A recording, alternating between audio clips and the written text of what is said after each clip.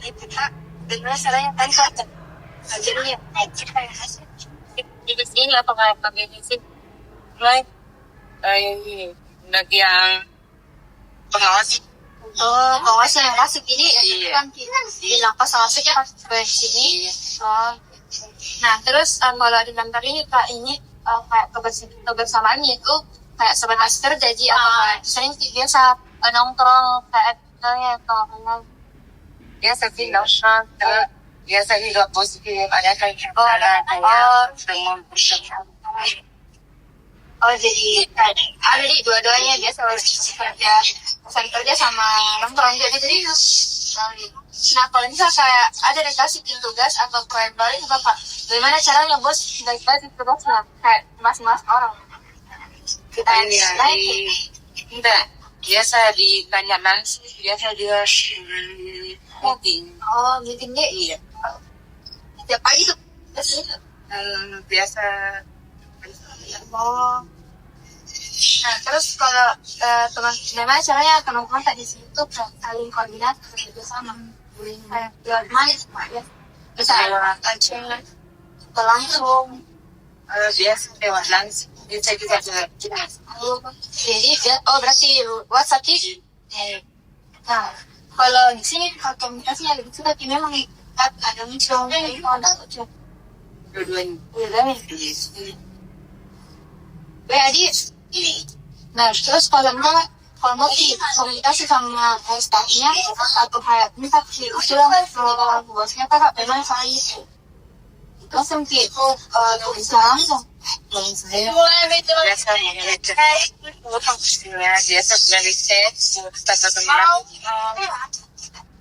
kalau misal bilangnya di situ tipenya yang formal bukan kerja biasa nanti jadi bagus nah menurut komunikasi di kantor ini dalam cara ada yang sering salah paham atau kayak bagus sih komunikasinya bagus sih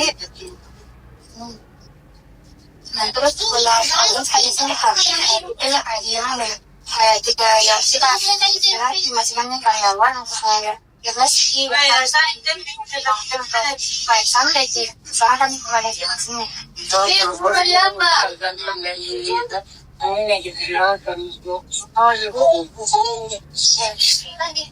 terus kalau bosnya itu kayak memberikan pengaruh gimana supaya kalian bisa semangat dan ada nafas fase ada bimbing ya tahu ya kita kuliah nanti kapan bonus kita tuh iya atau kayak kamu pergi dia jadi ini info nah terus kalau misal di sini tuh siapa yang mau itu yang ingatan pengaruh yang misal jadi ada pengaruh bos terus kalau misal di sini kalau jadi buat saya ini ternyata ada drama semua sih tidak ada terus kalau misal ada enggak yang fan gampang itu salah paham ada janji nah harus buat nanti bagus sih nah kalau sini kan ada kayak atau itu dengan caranya kadang gitu nah anu juga kan Kak bagaimana kayak proses tahapan rekrutmen sedih mulai dari kita saya orang iya bahas mengenai bagaimana bisa berarti dan ini berarti kayak harus ada kayak telepon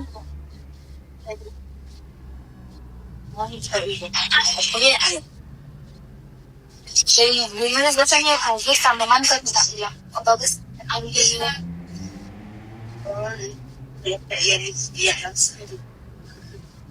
jadi kalau ini kayak tidak tahu kayak kayak Tadi dia bulannya itu dikasih bonus. Iya, terus satu kali 1 tahun itu dibikin cuma-cuma juga terus. Nah, terus kalau misalkan kayak kayak ini pasti ya.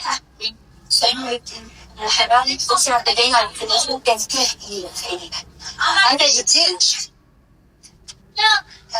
Terus kalau misalnya teman-teman kalau lagi terus kalau dulu sama teman-temannya, misalnya gimana sih yang pasti Anda itu bisa sekarang.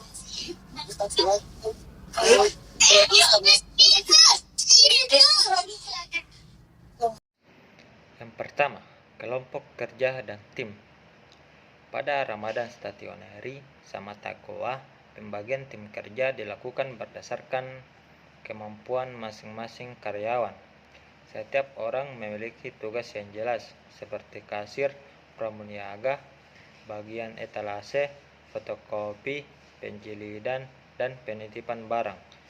Toko ini terdapat 2 jenis kelompok, yaitu kelompok formal dan kelompok informal. Kelompok formal dibentuk berdasarkan struktur organisasi, sedangkan kelompok informal terbentuk karena hubungan yang akrab antar karyawan di luar jam kerja. Pemilik juga sering mengadakan kegiatan bersama agar hubungan antar pegawai semakin erat. Koordinasi dilakukan setiap hari secara langsung dan juga melalui grup WhatsApp. Jika ada divisi grup yang sedang sibuk, divisi lain akan membantu. Hal ini menunjukkan bahwa kerjasama tim di toko ini sudah berjalan dengan baik. Selanjutnya itu komunikasi organisasi. Komunikasi di Ramadan Stationery berlangsung secara terbuka dan efektif. Komunikasi utama dilakukan secara langsung karena pekerjaan di toko membutuhkan respon yang cepat. Selain komunikasi tatap muka, toko juga menggunakan WhatsApp Group untuk menyampaikan jadwal kerja, informasi penting, dan koordinasi di luar jam operasional. Komunikasi yang diterapkan terdiri dari komunikasi vertikal, yaitu seperti antara atasan dan karyawan, serta komunikasi horizontal, yaitu antar sesama karyawan. Karena komunikasi berjalan lancar, kesalahpahaman sangat jarang terjadi. Selanjutnya itu ada kepemimpinan. Nah, gaya kepemimpinan pemilik toko bersifat demokratis dan suportif.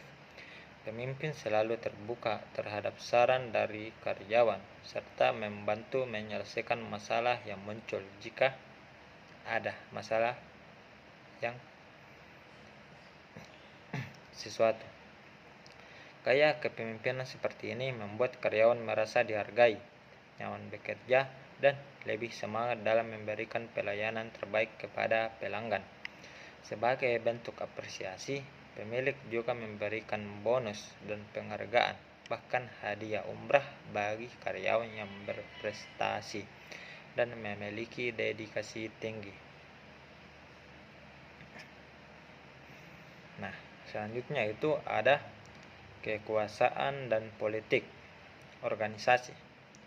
Kekuasaan tertinggi berada pada pemilik toko, sedangkan penanggung jawab bertugas mengawasi operasional sehari-hari.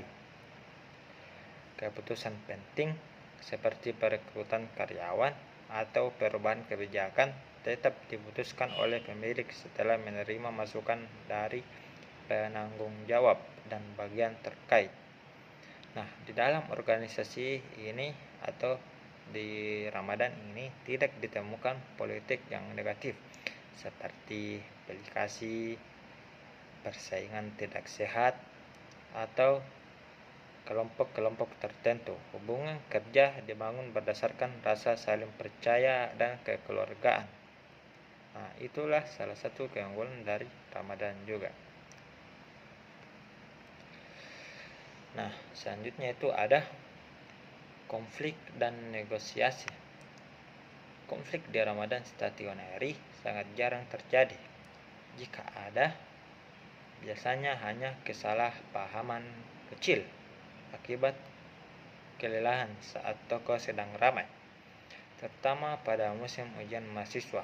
Tentu Ramadan stationery itu akan sangat dipadati oleh mahasiswa-mahasiswa yang memerlukan alat tulis.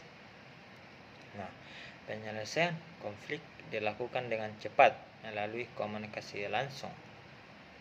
Nah, penanggung jawab di sini atau pemilik akan menjadi mediator dan mengajak kedua pihak untuk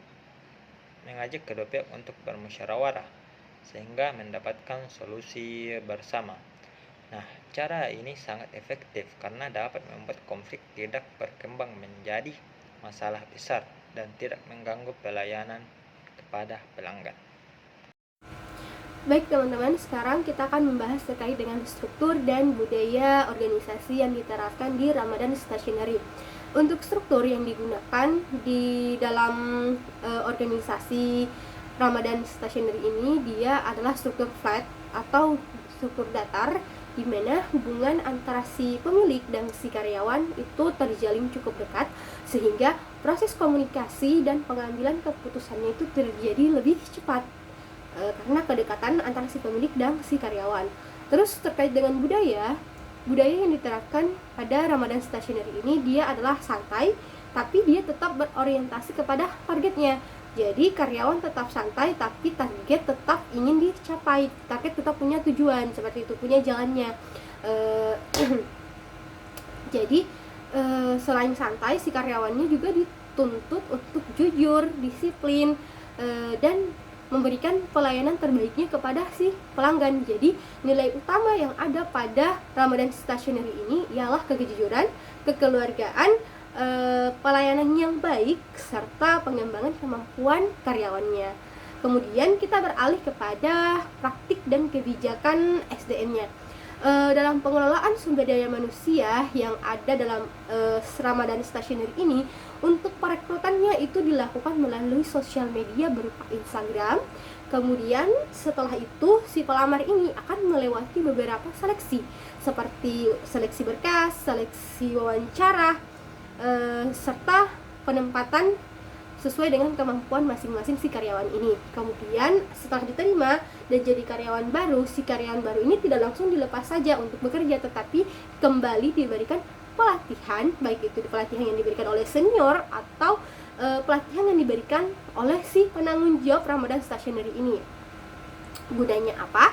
Supaya si karyawan baru ini dia mampu memahami produk, dapat menjalankan mesin, dan juga dapat memberikan pelayanan yang terbaik kepada si pelanggan, seperti itu. Jadi si karyawan baru ini dapat memberikan kinerja yang memang betul-betul dibutuhkan oleh si Ramadan Stationery ini, seperti itu. Kemudian kita akan beralih kepada perubahan organisasi. Di Ramadan Stationery sendiri, Ramadan ini dia terus melakukan perubahan untuk mengikuti perkembangan kebutuhan pelanggan, seperti itu.